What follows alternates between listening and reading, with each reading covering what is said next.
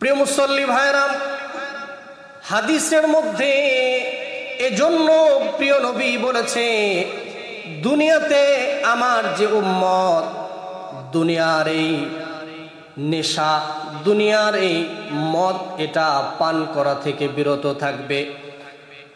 রাসূল সাল্লাল্লাহু আলাইহি ওয়াসাল্লাম বলেন, আমি নবীজি কিয়ামতের কঠিন ভয়াবহ দিনে, যেই দিন মানুষ পানি পানি বলে আত্মচিৎকার করতে থাকবে, মানুষের মাথার উপরে সূর্য থাকবে, মানুষ ঘামের মধ্যে হাবুডুবু খেতে থাকবে, ওই সময় আমি রহমাতুল লিল আলামিন আমার এই হাত দ্বারা আমার ওই সমস্ত উম্মতদেরকে হাউজে কাউসারের এই পানি আমি পান করাবো। শুধু তাই নয়, আল্লাহ রাব্বুল আলামিন তার ওই সকল বান্দাদের জন্য সিলমোহর মারা জান্নাতের মধ্যে এক ধরনের মদ, যেটা আল্লাহ তাআলা জান্নাতীদের জন্য প্রস্তুত করে রেখেছে। ওটা যদি খাওয়ার ইচ্ছা থাকে, তাহলে দুনিয়ার এই সমস্ত মদ, এগুলি খাওয়া তো দূরে থাক, এগুলির আশপাশেও যাওয়া যাবে না।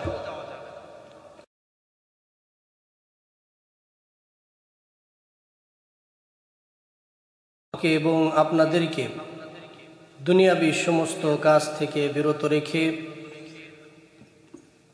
আল্লাহ রাব্বুল আলামিনের গুরুত্বপূর্ণ বিধান জুমার নামাজ আদায়ের জন্য সকলকে আগে ভাগে মসজিদে আসার সুযোগ করে দিয়েছেন। এজন্য সকলে ওই মহান মুনিবের দরবারে দিল থেকে জবান খুলে শুকরিয়াতান আদায় করি, আলহামদুলিল্লাহ। প্রিয় মুসল্লি ভাইরা, আজকে আমরা অতি গুরুত্বপূর্ণ একটি বিষয় সম্পর্কে আলোচনা শুনবো ইনশাআল্লাহ। একটা মানুষ যেভাবে ধ্বংস হয়ে যায় তার চরিত্রের কারণে, একটা পরিবার যেভাবে ধ্বংস হয়ে যায় পরিবারের মানুষগুলি নষ্ট হওয়ার কারণে, ঠিক একটা সমাজ ধ্বংস হয়ে যায় কিছু বদ অভ্যাসের কারণে। বর্তমান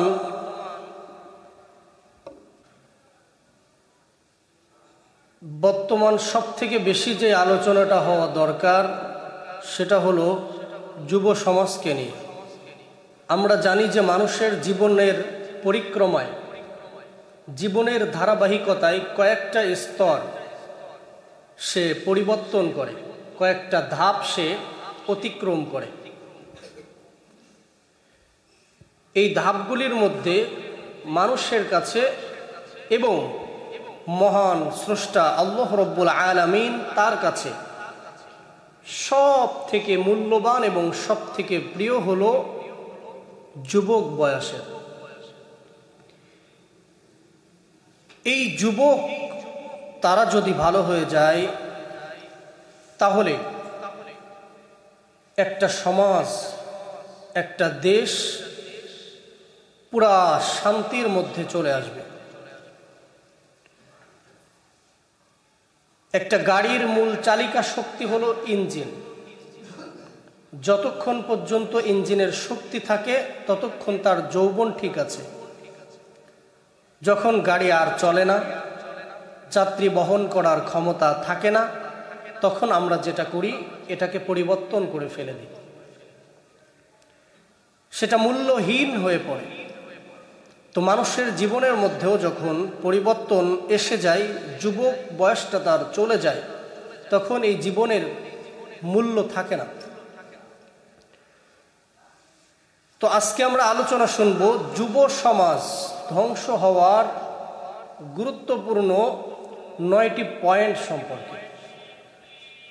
আজকে বাংলাদেশ না, শুধু সারা পৃথিবীর যুব সমাজ এই 9টি কারণেই সব থেকে বেশি ধ্বংস হচ্ছে। অন্য আরও অনেক কারণ আছে, কিন্তু উল্লেখযোগ্য 9টি কারণ। কয়টি বলেন? 9টি। আপনারা আলোচনাগুলি মুখস্থ করার চেষ্টা করবেন, তাহলে ভালো হবে। সহজেই আমরা আমাদের সন্তানদেরকে, আমাদের ভাতিজা ভাতিজি যারা আছে মোটামুটি সবাইকে আমরা এই যে 9টা কাজ, এই 9টা কাজ থেকে আমরা বিরত রাখতে পারবো তাদেরকে। 1 নাম্বার, গোটা দুনিয়াতে সব যুগেই যুব সমাজ ধ্বংস হয়েছিল, এর 1 নাম্বার যে কারণ ছিল তা হলো মদ আর জুয়া। কি বলেন? জুয়া। এই মদ এবং জুয়া, এটার কারণে সমাজের যুবক তারা নষ্ট হয়ে গিয়েছে। রাসূল সাল্লাল্লাহু আলাইহি ওয়াসাল্লামের যুগেও এই মদ এবং জুয়া এটার প্রচলন ছিল। রাসূল সাল্লাল্লাহু আলাইহি ওয়াসাল্লাম তিনি 7 শ্রেণীর মানুষের জন্য বদদোয়া করেছেন। বিশেষভাবে তার মধ্যে 1 শ্রেণী হলো যারা মদ পান করে। এই মদ এটা আল্লাহ তাআলার কাছে এত বেশি অপছন্দনীয় এবং রাসূল সাল্লাল্লাহু আলাইহি ওয়াসাল্লামের কাছে এত অপছন্দনীয়, নবীজি বলেন 1 নম্বরে যে ব্যক্তির উপরে মদের সাথে সম্পৃক্ত থাকার কারণে আমি নবী, আমার লানত, আল্লাহ তাআলার লানত 1 নাম্বার হলো যে প্রস্তুতকারী। সে খায় না, কি করে? কথা বলেন? তৈরি করে, প্রস্তুত করে, তার উপরে 1 নাম্বার অভিশাপ। কার অভিশাপ? নবীজির অভিশাপ। 2 নাম্বার আদেশ দানকারী, যে আদেশ দেয় যে তুমি মদ প্রস্তুত করো, তার মানে মনে করেন মালিক। 3 নম্বরে শারিবাল খামর, যে ব্যক্তি মদ পান করে তার উপরেও নবীজির লানত। হামিলা 3 নাম্বার। 4 নাম্বার যে ব্যক্তি মদ বহন করে, বহন করে নিলেও আপনি অপরাধী। এবং 5 নাম্বার হলো আল মাহমুলাতু ইলাইহি, যার মাধ্যমে বহন করে নিয়ে যাওয়া হচ্ছে। তার মানে মদটা আমি গাড়িতে করে অথবা কোনো কিছুতে করে নিয়ে যাচ্ছি, সেক্ষেত্রেও আমি অপরাধী। রাসূলের অভিশাপের আওতায় আমি পড়ব। পরিবেশনকারী, একজন কর্মচারী, সে নিজেও খায় না, নিজে প্রস্তুত করে না, কিছুই করে না, খালি পরিবেশন করে, কর্মচারী, এই ব্যক্তির উপরও নবীর লানত। 7 নাম্বার বিক্রেতা, যে মদ বিক্রয় করে সেও দোষী, তার উপরে নবীর লানত। 8 নাম্বার যে ব্যক্তি মদের মূল্য এটা ভক্ষণ করে, তার মানে মনে করেন আমি মদ বিক্রেতা, এই অর্থ সম্পদ দিয়ে আমি আমার পরিবারকে চালাই, এই অর্থ সম্পদ দিয়ে আমি অন্য মানুষকে খাওয়াই, তাহলে এটা থেকে একটা মাসআলা বের হয়, যারা মদ বিক্রয় করে তারা যদি মদের টাকা মিলাদ মসজিদে জিলাপি কিনে দেয়, এই জিলাপি কারোর খাওয়া জায়েজ হবে না, হারাম। মদের টাকায়, কিসের টাকায়? মদের টাকায়। তার মানে কি, যে ওই টাকার ওই অর্থের খাবার খাবে সেটাও হারাম। এখানে একটা সহজ মাসালা আছে, কিন্তু এটা বলা যাবে না। 9 নাম্বার যে ক্রয় করে, মাধ্যম, মনে করেন আমি মূল মালিকের থেকে ক্রয় করে আনলাম, এনে আরেক জায়গাতে সাপ্লাই দিলাম, এই যে আমি যে ক্রয় করলাম, ক্রয় করে নিয়ে আসলাম, আমার উপরও নবীর লানত, আল্লাহ তাআলার লানত। তো যার জন্য এটা কেনা হয়, তার মানে একটা মানুষ সে এখনো খেয়ে পারে নাই, তার জন্য কেনা হয়েছে, সে কিনতে বলেছে, অথবা কিনতে বলে নাই, আমি কিনেছি তাকে খাওয়াবো এই উদ্দেশ্যে। এই যে 10টা শ্রেণীর মানুষ মদের সাথে বিভিন্নভাবে সম্পৃক্ত, প্রত্যেক শ্রেণীর উপরে রাসূল সাল্লাল্লাহু আলাইহি ওয়াসাল্লাম লানত করেছে। নবীজি যাকে লানত করবে, পৃথিবীতে কারোর সাধ্য নাই এই ব্যক্তির জান্নাতে যাওয়া। প্রিয় মুসল্লি ভাইরা, হাদিসের মধ্যে এজন্য প্রিয় নবী বলেছে, দুনিয়াতে আমার যে উম্মত দুনিয়ার এই নেশা, দুনিয়ার এই মদ, এটা পান করা থেকে বিরত থাকবে। রাসূল সাল্লাল্লাহু আলাইহি ওয়াসাল্লাম বলেন, আমি নবীজি কিয়ামতের কঠিন ভয়াবহ দিনে, যেই দিন মানুষ পানি পানি বলে আত্মচিৎকার করতে থাকবে, মানুষের মাথার উপরে সূর্য থাকবে, মানুষ ঘামের মধ্যে হাবুডুবু খেতে থাকবে, ওই সময় আমি রহমাতুল লিল আলামিন আমার এই হাত দ্বারা আমার ওই সমস্ত উম্মতদেরকে হাউজে কাউসারের এই পানি আমি পান করাবো। শুধু তাই নয়, আল্লাহ রাব্বুল আলামিন তার ওই সকল বান্দাদের জন্য সিলমোহর মারা জান্নাতের মধ্যে এক ধরনের মদ, যেটা আল্লাহ তাআলা জান্নাতীদের জন্য প্রস্তুত করে রেখেছে।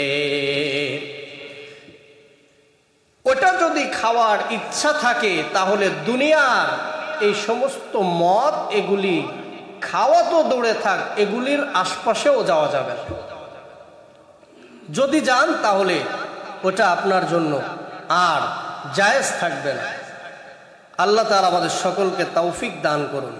আমাদের সমাজে অনেক বড় বড় অপরাধ বর্তমান এই মদের কারণেই হচ্ছে। আমাদের সমাজে অনেক বড় বড় অপরাধ এগুলি জুয়ার কারণেই হচ্ছে। কোথায় খেলা হয় কাতার, আর এটা নিয়ে জুয়া ধরে বাংলাদেশে। কোথায় খেলা হয় দক্ষিণ আফ্রিকায়, আর এটা নিয়ে জুয়া ধরে সৌদি আরব। এভাবে করে আজকে জুয়া ব্যাপকভাবে ছড়িয়ে পড়েছে আমাদের সমাজে।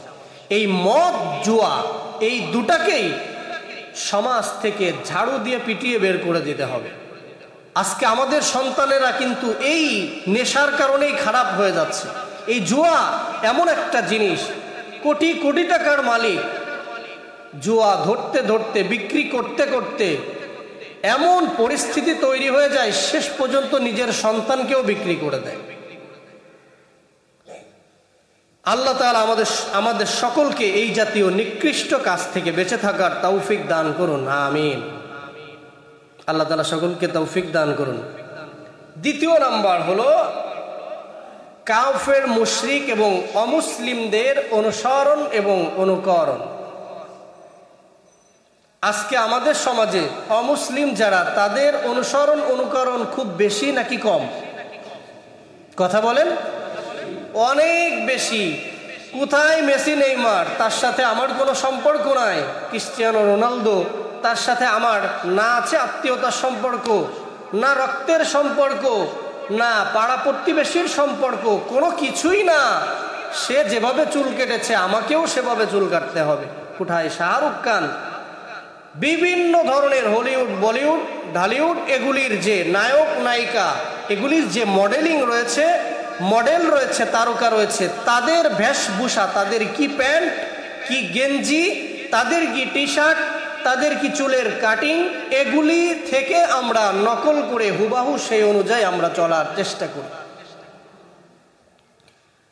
আশ্চর্য, যখন এদেশে পহেলা বৈশাখ চলে আসে, এটা মুসলিম দেশ নাকি এটা কাফের মুশরিকের দেশ চিনার কোনো উপায় থাকে না।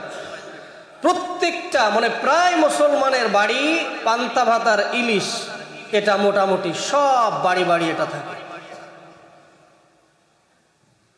যখন 31st নাইট আসে, প্রত্যেকটা মুসলমানের বাড়ির ছাদের উপরে, যার ছাদ নাই তার বাড়ির সামনের ফাঁকা জায়গাতে 31st নাইটের এই রাতকে উদযাপনের জন্য বিভিন্ন টাকা দিয়ে বক্স ভাড়া করে এনে আতশবাজি কিনে এগুলিকে আমরা আকাশে ফুটাতে থাকি। ওই রাতে বোঝার কোনো উপায় নাই যে এটা কোনো মুসলিম দেশ। ভ্যালেন্টাইন্স ডে যখন আসে, বিশ্ব বেহায়াপনা দিবস, কি আশ্চর্য ব্যাপার! কোথায় মুসলিম কোথায় অমুসলিম কোনো কিছুই চেনার উপায় নাই। আজকে ইহুদি এবং খ্রিস্টান তারা মুসলমানদেরকে দমানোর জন্য মুসলমানদের ভিতরে তাদের এই সংস্কৃতিগুলিকে এমনভাবে ঢুকিয়ে দিয়েছে যে মুসলমান যেন মেরুদণ্ডের উপরে দাঁড়িয়ে থাকতে না পারে। যদি দাঁড়িয়ে থাকতে পারে তাহলে পৃথিবীতে মুসলমানদের সামনে কথা বলার মতো ক্ষমতা সারা পৃথিবীর কারো নাই। আজকে পৃথিবীর একটা সুপার পাওয়ার দেশ ইসরায়েল, খুলনা জেলার মতো একটা রাষ্ট্র, খুলনা জেলার মতো একটা অঞ্চল, গাজা উপত্যকা, সারা দুনিয়ার সব থেকে আধুনিক টেকনোলজি তাদের হাতে রয়েছে।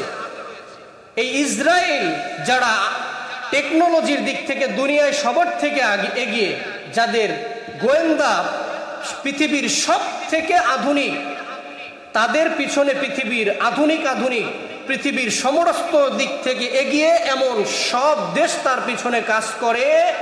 এক কথায় বলা যায় গোটা 30 থেকে 40টা দেশ বিভিন্নভাবে দূর থেকে সাহায্য সহযোগিতা করেও আজকে 2 লক্ষ তার অধিক সৈন্য নিয়ে একটা শহর তারা দখল করতে পারে না। এমন মার খেয়েছে যে পৃথিবীর ইতিহাসে ইসরায়েল কারোর কাছে এত মার খায় না। তুলো ধুলো করে দিচ্ছে। এই ঈমান মুসলমানদের মধ্যে থাকলে বিপদ, এটা ইহুদি খ্রিস্টানেরা জানে।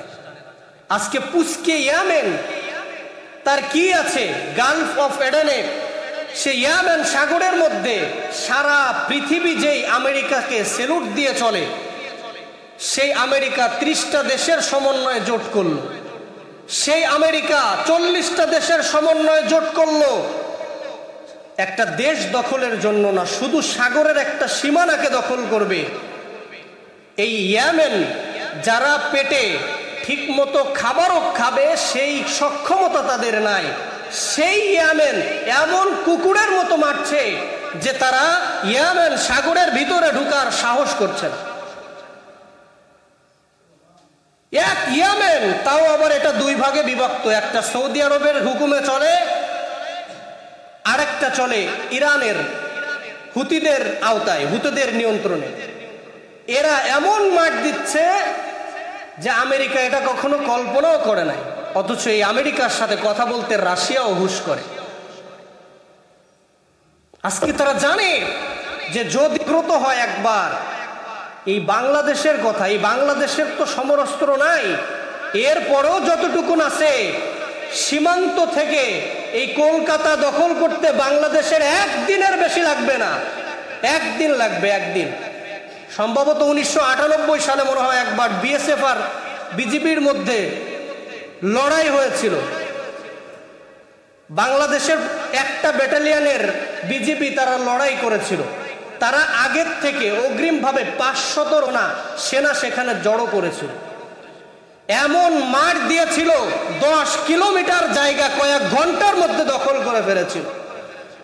আজকে ভারত পৃথিবীর একটা সেরা সমরাস্ত্রের দিক থেকে শক্তিশালী রাষ্ট্র হলেও এই বাংলাদেশের সাথে পারা সম্ভব না, যদি শুধু বাংলাদেশের মুসলমান ইমানই বলে বলিয়ান হয়।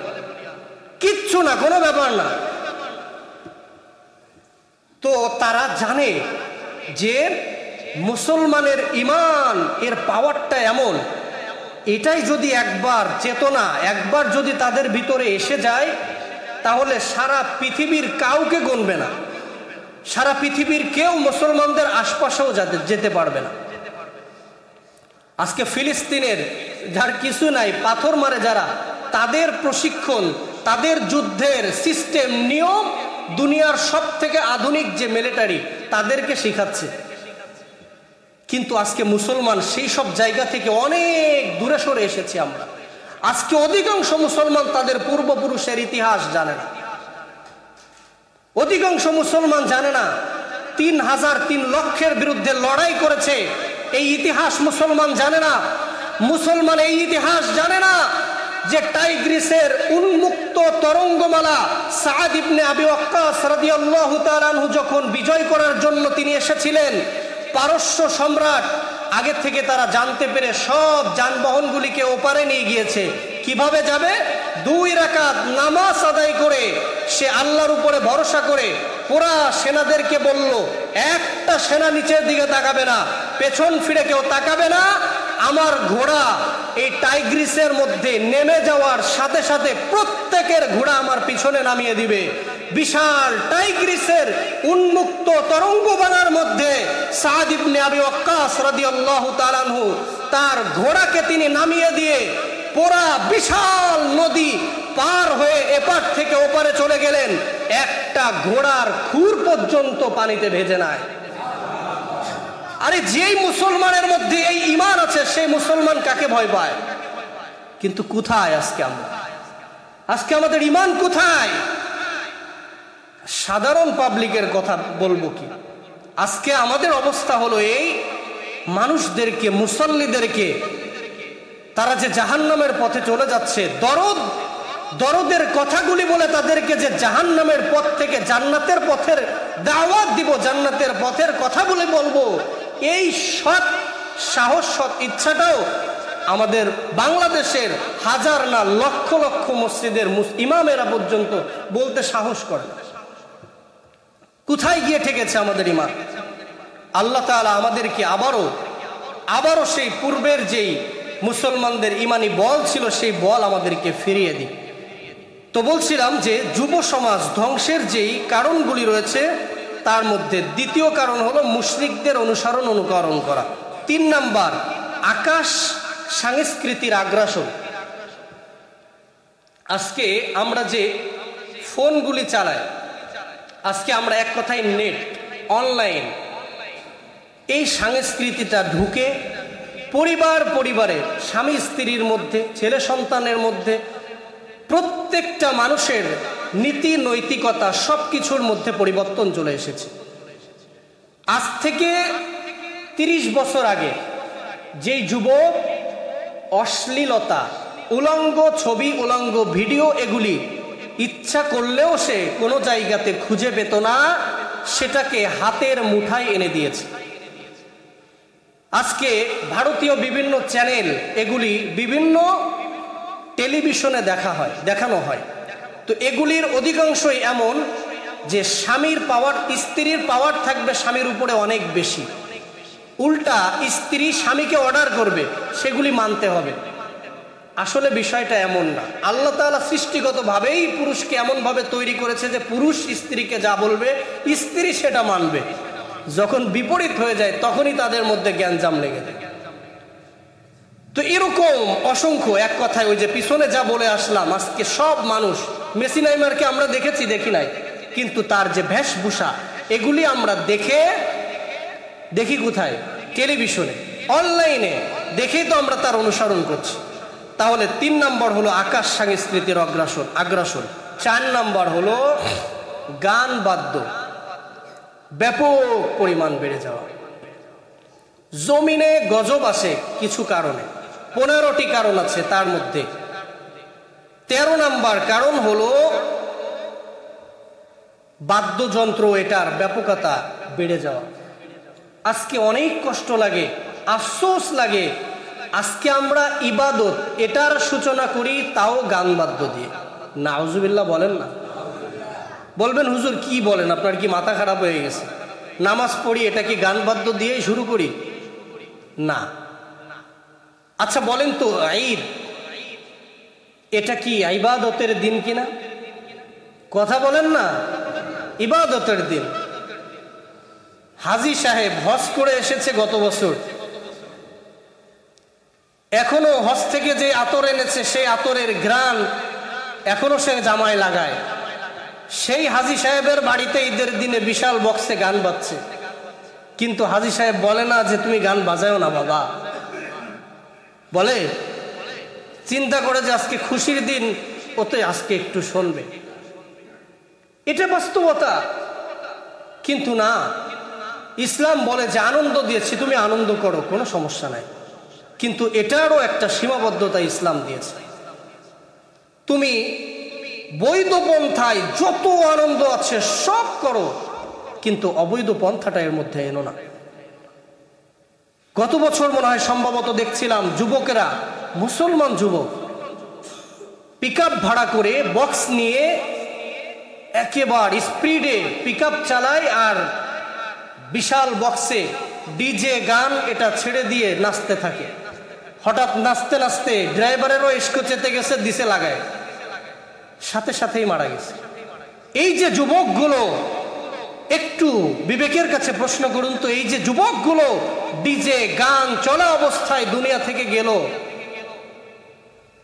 এর ঠিকানাটা কোথায় হবে? কথা বলেন। দুনিয়াতে যেই বাবা, আমি একাধিকবার এই কথাটা বলেছি, যেই বাবার সামনে সন্তানকে কোষে একটা চড় দিলে সাথে সাথে বাবা ছুরি তলোয়ার লাঠি নিয়েই তার উপরে লাফায় পড়ে যে তুই আমার সন্তানের মুখে আমার সামনে একটা চড় দিলি, যেই বাবা এটা সহ্য করছে না, সেই বাবা এটা সহ্য করছে যে আমার সন্তান মৃত্যুর পরে জাহান্নামে যাবে, এটা মেনে নিচ্ছে সেই বাবা। তা না হলে যেই ওই বাবার গানের পার্টি করার জন্য টাকা চাইলে কেন সে দিচ্ছে? এই কাজগুলি টোটালি আমরা করব না। এমন অনেক কাজই আছে আমরা এইগুলা করে থাকি। ইবাদতের সূচনাটা আমরা এভাবেই করি। আল্লাহ তাআলা আমাদের সকলকে বেঁচে থাকার তৌফিক দান করুন। 5 নাম্বার হলো নগ্নতা। এটার কথা কি বলবো, মানে একেবারে পাক্কা ইমানদার, এক চিল্লা দিয়ে এসেছে, বেচারা একটু ভালো হয়েছিল, কিন্তু ঈদের দিনে বাজারে আসার পর মেয়েদের মহিলাদের যে রং ঢং, তাদের যে আকৃতি, যে পোশাক পরিচ্ছেদ, এটা দেখে এক চিল্লার ইমান সাথে সাথেই শেষ। 40 দিন তাকবীরে উলার সাথে নামাজ আদায় করেছে, সব ইমান একবারেই শেষ। একবার চোখ পড়ে নামায়, আবার পড়ে আবার নামায়, কয়বার নামায়? এরপরে এই নাম্বারটা অনেক গুরুত্বপূর্ণ, অনেক ইম্পর্টেন্ট। আমরা দেখেও না দেখার ভান করি, গার্ডিয়ান যারা আছি, খারাপ বন্ধু, সৎসঙ্গে স্বর্গবাস, অসৎসঙ্গে সর্বনাশ, কে না জানে। আজকে আমার সন্তান, সে এমন পোলাপানের সাথে, এমন বাচ্চাদের সাথে আড্ডা মারছে যারা এলাকার সব থেকে বেপরোয়া, বেয়াদব। অসংখ্য ঘটনা সমাজে এমন ঘটছে। বন্ধু বন্ধু মানে কি, একসাথেই ঘুরে, তা পচা লাশ অমুক বিলের মধ্যে পাওয়া গিয়েছে, অমুকে মেরে খাটের নিচে ট্রাঙে ভরে রেখে দিয়েছে। মনে হয় পেপার খুললে সপ্তাহে 7 দিন, তার 6 দিনেই এমন সংবাদ পাওয়া যায়। সব সংবাদ তো আর পত্রিকায় আসে না। বর্তমান আমাদের সমাজ ধ্বংসের অন্যতম একটা কারণ হলো আমরা আমাদের সন্তানদেরকে খারাপ পোলাপানের সাথে মিশতে দিই। মেয়েদেরকে স্কুলে পাঠিয়ে দিচ্ছে ফি সাবিলিল্লাহ, আল্লাহর রাস্তায় ছেড়ে দেয়। কিছু গরু আছে দেখবেন, ছেড়ে দেয়, ওর মতো খেয়ে বেড়ায়। তো কিছু মানুষ আছে আমরা মেয়েদেরকে ছেড়ে দিই, ও ভার্সিটিতে গেল, কলেজে গেল, কি স্কুলে গেল, কোথায় কি করছে কোনো খোঁজ খবর জীবনে কোনোদিন দিই না। আরো 10 জন মানুষের কাছে যে জিজ্ঞাসা করবো যে সমস্যাটা কি, এই একে আমার ঠিক মতো ক্লাস করে না, এটা আমরা করি না কখনো। একে ঠিক মতো যায় আসে, কিছুই আমরা জিজ্ঞাসা করি। তো এই কাজগুলি আমরা করব। 7 নাম্বার হলো তথ্য প্রযুক্তির অপব্যবহার। হাতের স্মার্টফোন ওপেন করার সাথে সাথেই অনেক দিক আছে। সাথে সাথে একটা গান চলে আসলো, আমি গানটা দেখলাম, সাথে সাথে মনে করেন অশ্লীল একটা জিনিস চলে আসলো, আমি এটা স্ক্রলিং করে নিচে অন্য ভালো কিছু দেখতে পারি, কিন্তু সেটাতে ওপেন করলাম। এইটাই সমস্যা, এগুলি করা যাবে না। তথ্য প্রযুক্তির সঠিক ব্যবহার করতে হবে। 8 নাম্বার, জিনা বেড়ে যাওয়া, বিবাহ কঠিন হয়ে যাওয়া, আমাদের সমাজের বাস্তবতা তাই। বর্তমান বিবাহ অনেক কঠিন, আর জিনা ব্যভিচার এটা অনেক সহজ। চাইলেই যে কোনো যুবক খুব সহজেই জিনা করতে পারে, খুবই সহজে। কিন্তু বিবাহ এটা অনেক কঠিন হয়ে গেছে আমাদের সমাজে। অনেকে তো বিবাহই দেয়, ছেলে যতদিন পর্যন্ত প্রতিষ্ঠিত না হবে এতদিন পর্যন্ত বিবাহ দেয় না। 30-32 বছর বয়সে যে বিয়ে করেছে, এর আগে তার কত জায়গায় যে শারীরিক সম্পর্ক হয়ে যায় তা হিসাবের বাইরে। এগুলি করবেন না। 9 নাম্বার, গুরুত্বপূর্ণ একটা ব্যাপার, অযোগ্য নেতার নেতৃত্ব। আমাদের সমাজে বিভিন্ন সময় আমরা যারা রাজনীতি করি, সব কিছুর মধ্যে ভালো খারাপ আছে। আমরা রাজনীতি করে ভালো কিছু করতে পারি, মানুষের সেবা করা, মানুষ অসহায় মানুষের পাশে থেকে কাজ করা, সমাজের যেই যুবকগুলি খারাপ পথে চলে যাচ্ছে তাদেরকে ভালো পথে আনা, এই সব একাধিক কাজ করা যায়। কিন্তু এর বিপরীতে আরেকটা কাজ করা যায়। সেটা কি? সেটা হলো এই যে যুবকদেরকে দিয়ে সমাজে বিভিন্ন ধরনের অপকর্ম এগুলিও করানো যায়। এটা সব সময় ছিল, সব সময়। এটা এমন না যে এই সরকার করে বা অমুক সরকার করতো না, ব্যাপারটা এমন না। স্বাধীনতার পর থেকে যে সরকারি ক্ষমতা এসেছে এটা মোটামুটি হয়েছে। তো যারাই নেতা আছেন আপনাদেরকে মেহেরবানি করে বলবো, কিয়ামতের ময়দানে যার যার ঘাড়ে যেই পরিমাণ বোঝা থাকবে এটা দিয়েই পার হয়ে যাওয়া কষ্টকর। আরো যদি 10-20 জনকে দিয়ে অপকর্ম করান তাহলে পার পেয়ে যাওয়ার কোনো সম্ভাবনা নাই, একেবারেই 0%। সবাই মৃত্যুর আগে বেশি বেশি করে ভালো কাজ এটা অনেক বেশি করে করার চেষ্টা করবেন, যেন আমার জন্য পরকালীন জগতে কিছু থেকে যায়। এমন কিছু কাজ আমি করতে পারি যার কারণে পরকালীন জগতে আল্লাহ তাআলা আমাকে নাজাত দান করে।